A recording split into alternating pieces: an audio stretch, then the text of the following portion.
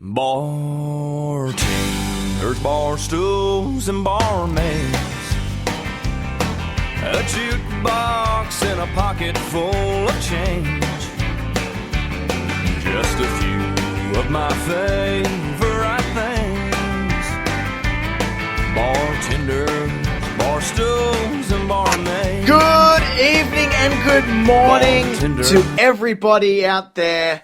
How are we all doing? I am Simon Kirkman, I'm your host, and this is the show Simon Says Sports. I'm coming at you at 10:37 p.m. on a Thursday night, so you're going to have to bear with me. I'm going to be a bit delirious today, but you know what? I'm excited, I'm pumped up. I'm broadcasting from Sydney, Australia, the best damn city in Australia, who is hosting the Sydney Cup.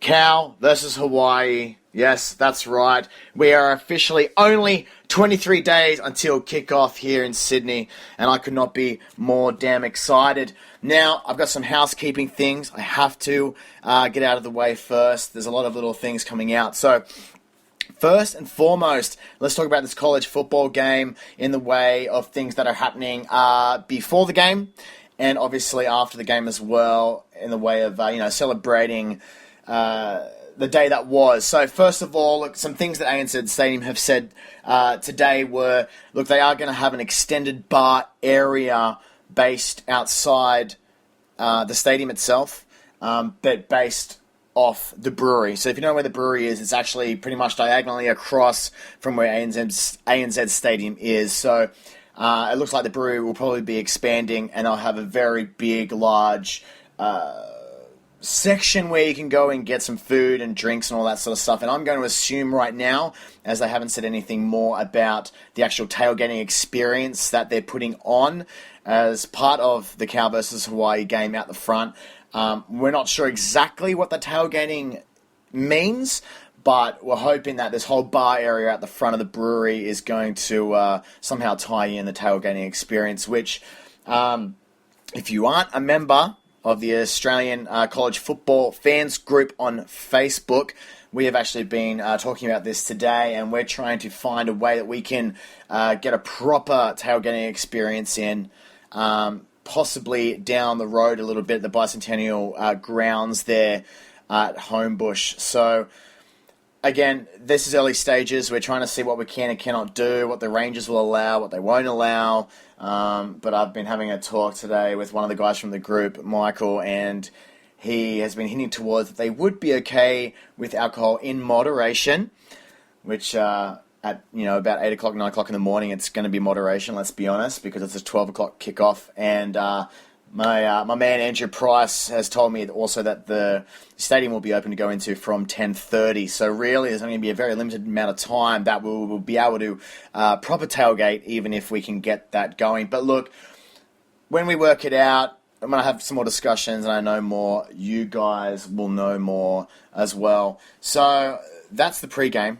Also, if you saw their Twitter, that's the ANZ Stadium's Twitter. They've also released like a whole bunch of images and promos of various football players, throwing a football around, kicking the football, that sort of stuff. So, which is really, really cool because we're really getting amped up now. Obviously, been 23 days away, so not a lot of time left. Something that was interesting actually. SB Nation. If you don't follow SB Nation, they do a lot of college football. Every single day of all different teams, and they do everything from real serious pieces to funny, completely left of center pieces, and they did one today based off the food images that ANZ Stadium had released, and they had rated what they could see in the image, and they pretty much had zoomed in, clipped the photo and said, this is what we give the rating of American food that the ANZ Stadium's going to offer, coming from an American. So, look, that's really funny. Try and find that on Twitter if you can, SB Nation.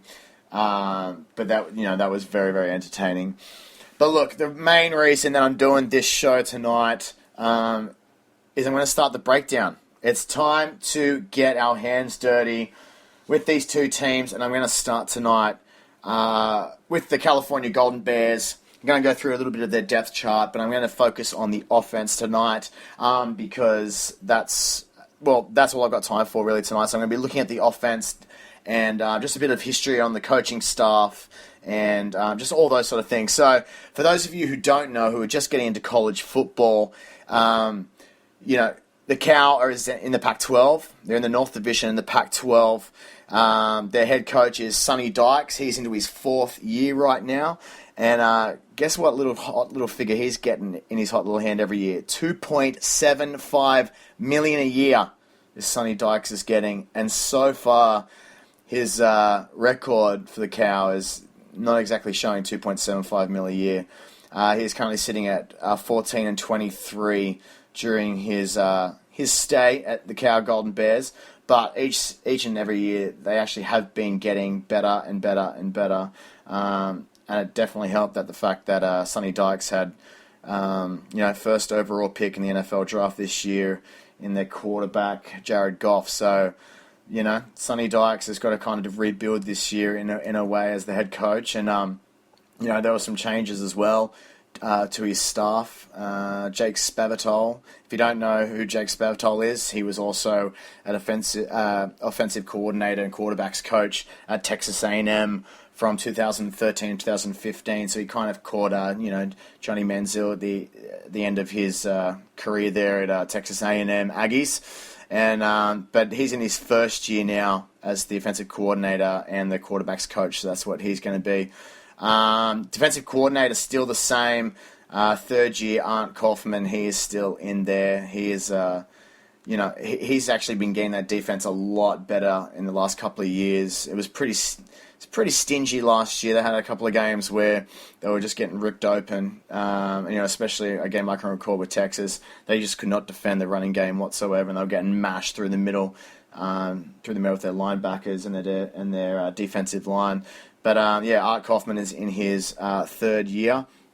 Now, if you don't understand, if you don't understand offensive concepts, then what I'm about to say is probably going to fill in a little bit more of those gaps for you. So when we're talking about, what is Cal's offense? Well, Cal's offense is, I'm going to put it pretty simply, right, for you. Sonny Dykes adopts the Mike Leach's air raid tree, right, or what we call the bear raid. Now, the air raid, pretty much simply put, Mike Leach kind of created it and really put it to good use at Texas Tech, where Sonny Dykes did serve under Mike Leach for a while, and Mike Leach has always been known for his air raid offense, and Mike Leach is also in the Pac-12 as well. So there's a couple of... it's interesting to see Sonny Dykes being a disciple of that Mike Leach air raid tree also be in the Pac-12. And essentially what the air raid means is that the quarterback is not so much of a dual threat quarterback. They're going to be more of a pocket presence out of the shotgun.